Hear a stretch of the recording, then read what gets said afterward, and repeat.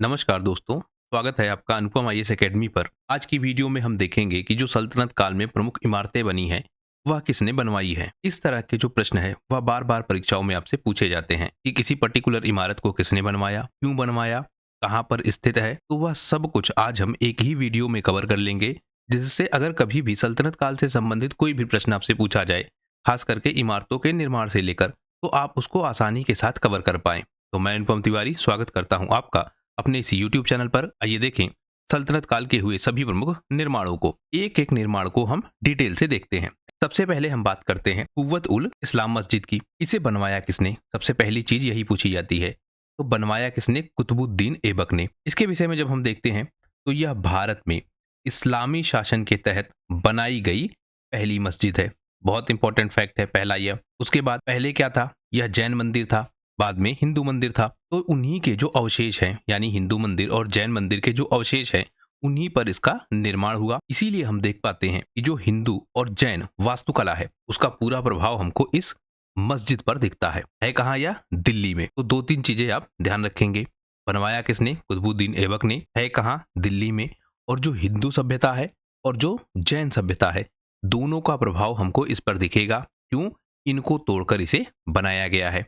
तो सबसे पहली चीज हो गई। अब हम देखते हैं कुतुब मीनार। यह भी बहुत इंपॉर्टेंट है। इसका निर्माणकर्ता कौन है, यहाँ पर आप थोड़ा ध्यान रखेंगे। शुरू किसने करवाया, कुतुबुद्दीन ऐबक ने। पूरा किसने करवाया, इल्तुतमिश ने। लेकिन बाद में जो फिरोज शाह तुगलक है, इसने इसकी जो चौथी मंजिल है, जो बिजली गिरने के कारण टूट जाती है या नष्ट हो जाती है, तो उसके स्थान पर चौथी मंजिल और पांचवी मंजिल, दो मंजिलें बनवाई थी।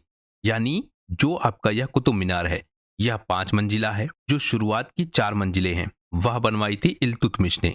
मतलब इल्तुतमिश ने काम पूरा करवाया था। जो चौथी मंजिल है, वहां बिजली गिर जाती है और बिजली गिरने से यह जो चौथी मंजिल है, यह डैमेज हो जाती है। और जब डैमेज हो जाती है, और उसको फिर से कौन बनवाएगा, फिरोज शाह तुगलक।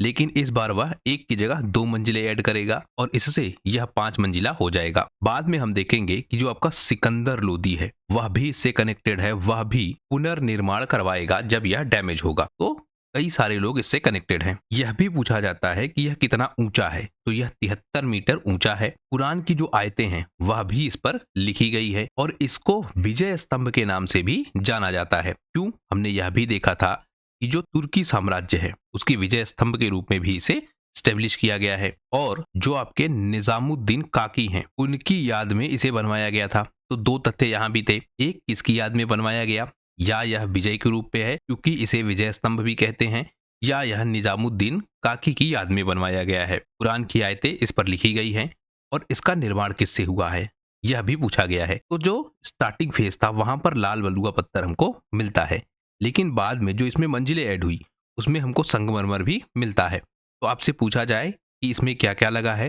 तो लाल बलुआ पत्थर और संगमरमर दोनों का प्रयोग इसमें हुआ है। फिर हम देखते हैं 2.5 दिन का झोपड़ा। यह सबसे ज्यादा फेमस इसलिए है क्योंकि इसे 2.5 दिन में ही बनाया गया था।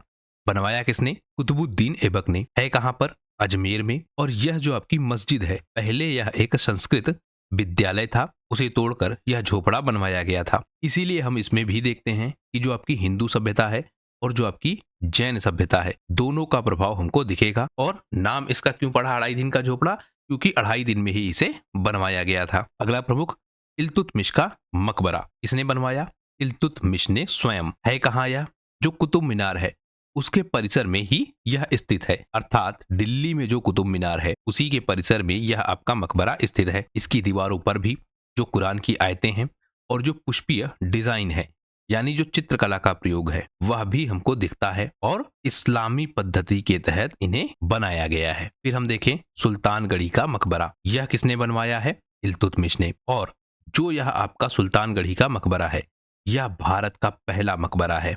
इंपॉर्टेंट फैक्ट है। क्यों बनवाया, जो इसका पुत्र था नासिरुद्दीन महमूद, उसी की याद में इसे बनवाया था। लेकिन इस मकबरे में जो गुंबद है, उसका उपयोग नहीं हुआ है। इसके बाद हम देखें जो जामा मस्जिद है बदायूं की, इसने बनवाया, इल्तुतमिश ने। इसके विषय में हम देखते हैं कि यह भारत की सबसे पुरानी और सबसे बड़ी मस्जिदों में से एक है और इसका निर्माण किससे हुआ है, लाल बलुआ पत्थर से। फिर आपका अटारकिन का दरवाजा, इसने बनवाया, इल्तुतमिश ने।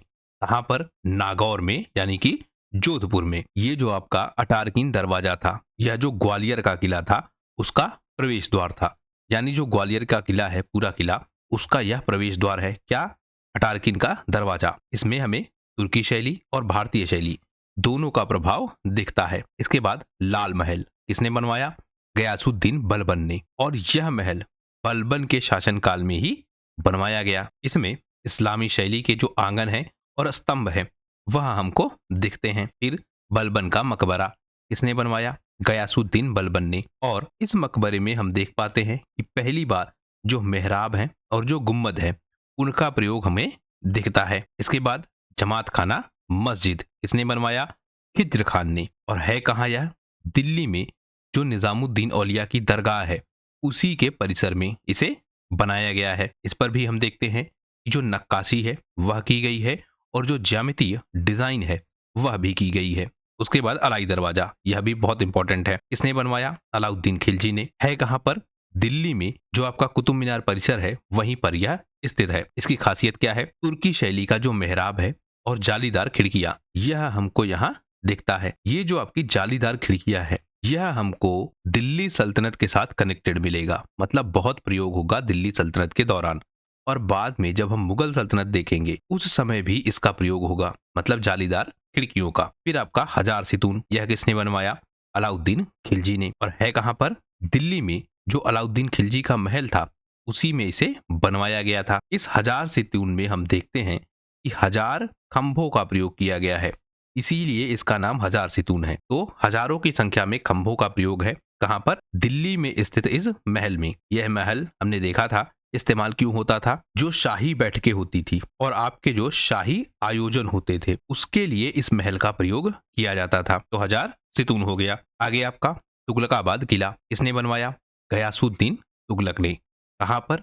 दिल्ली में। इस किले में खास चीज क्या है? यह पत्थरों से बना है, यानी सुरक्षा के लिए इसे बनाया गया था। हमने यह भी देखा था कि जो तुगलकाबाद शहर है उसे गयासुद्दीन तुगलक ने सुरक्षा की दृष्टि से बनवाया था। यानी मंगोलों के हमले हो रहे थे, एक कारण वह, और दक्षिण में विस्तार करना था दूसरा कारण। उन दोनों कारणों से इस किले को बनवाया गया था। और इसीलिए हम देखते हैं कि जो सैन्य वास्तुकला है उसका पूरा पूरा प्रभाव हमको दिखता है।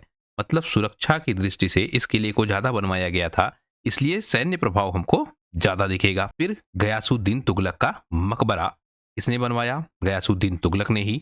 और कहां पर है? दिल्ली में। यह लाल बलुआ पत्थर और सफेद संगमरमर से बना हुआ है। इस मकबरे के साथ हम एक चीज और देखते हैं, अब ऐड होगी। क्या? जलाशय। यानी मकबरों के साथ जलाशय बनाए जाने की जो व्यवस्था है वह अब प्रारंभ हो जाएगी। फिर आदिलाबाद का किला कहां पर है? दिल्ली में। बनवाया किसने? मोहम्मद बिन तुगलक ने। यह जो आपका तुगलकाबाद किला था उसी के पास यह स्थित है और इसका निर्माण भी सैन्य उद्देश्यों के लिए किया गया था। फिर हम देखें जहांपनाह नगर किसने बनवाया? मोहम्मद बिन तुगलक ने। और जो दिल्ली का क्षेत्र था उसी के चारों ओर एक सुरक्षित घेरे के रूप में इसे बनवाया गया था। फिर शेख निजामुद्दीन औलिया का मकबरा किसने बनवाया? मोहम्मद बिन तुगलक ने। और यह मकबरा जो है वह निजामुद्दीन औलिया के सम्मान में बनवाया गया। फिर फिरोज शाह तुगलक का मकबरा किसने बनवाया? फिरोज शाह तुगलक ने। और इसके साथ हम ऐड होती हुई चीज एक और देखेंगे। क्या? हौज का निर्माण वह अब होने लगेगा और जो मकबरे हैं वह ऊंचे स्थानों पर बनने लगेंगे। और उसके अलावा जो मकबरे हैं उनके चारों ओर बगीचों का भी निर्माण होने लगेगा। तो एक नया परिवर्तन हम देख पाते हैं। इसके बाद हम देखें खाने जहां तेलंगानी का मकबरा किसने बनवाया? फिरोज शाह तुगलक ने। ये जो आपका तेलंगानी था यह क्या था? एक मंत्री था। कहां से? दक्षिण भारत से यह आया था और उत्तर भारत में आने के बाद जो दिल्ली सल्तनत है उसके अधीन यह मंत्री नियुक्त हुआ और इसने इस्लाम धर्म को अपना लिया था। तो उसी मंत्री की याद में यह मकबरा बनवाया गया था। इस मकबरे पर भी हम देखते हैं कि जो पत्थर हैं उन पर जटिल नक्काशी की गई है। फिर काली मस्जिद। काली मस्जिद नाम क्यों है? क्योंकि काले पत्थरों से इसका निर्माण करवाया गया है। इसने कराया? फिरोज शाह तुगलक ने। यह मस्जिद गहरी दीवारों के लिए और ऊंची मीनारों के लिए बहुत फेमस है। फिर खिड़की या फिर खिड़की मस्जिद किसने बनवाया? फिरोज शाह तुगलक ने। और यह अपनी खिड़कियों के लिए बहुत फेमस है, इसीलिए खिड़की मस्जिद भी इसका नाम है। इस मस्जिद में चौकोर संरचना हम देखते हैं, यानी चौकोर रूप से यह मस्जिद अब बनेगी। इसके बाद देखें बहलोल लोदी का मकबरा। इसने बनवाया बहलोल लोदी ने। यह मकबरा अपनी सादगी और मजबूत संरचना के लिए बहुत फेमस है। ऊंचे स्थानों पर यह बनाया जाएगा और हौज का प्रयोग हमें दिखने लगेगा इस मकबरे के साथ। उसके बाद सिकंदर लोदी का मकबरा, इसने बनवाया इब्राहिम लोदी ने। ये जो आपका मकबरा है यह कहाँ है? लोदी गार्डन में, और अपने गुंबद के लिए और बगीचों के लिए यह बहुत फेमस है। उसके बाद मोट की मस्जिद, इसने बनवाया सिकंदर लोदी ने, और यह मस्जिद अपने पानी संरक्षण के लिए बहुत फेमस है। तो इस तरह से हमने एक बहुत शॉर्ट वीडियो में यह देखा कि दिल्ली सल्तनत के दौरान जितने भी प्रमुख निर्माण हुए वह निर्माण कौन से हैं। इन्हीं निर्माणों के इर्द गिर्द आपसे प्रश्न पूछे जाएंगे। तो अगर आपने इतना भी कर लिया तो आपके एग्जाम के लिए यह बहुत लाभदायक होगा। इस वीडियो में फिलहाल सिर्फ इतना ही। आशा करता हूँ यह वीडियो आपकी परीक्षा के लिए उपयोगी होगा। वीडियो यदि पसंद आया हो तो प्लीज शेयर कीजिए अपने दोस्तों के साथ, सब्सक्राइब कीजिए इस चैनल को। आपका हमसे जुड़ने के लिए बहुत बहुत धन्यवाद। आपका दिन शुभ हो।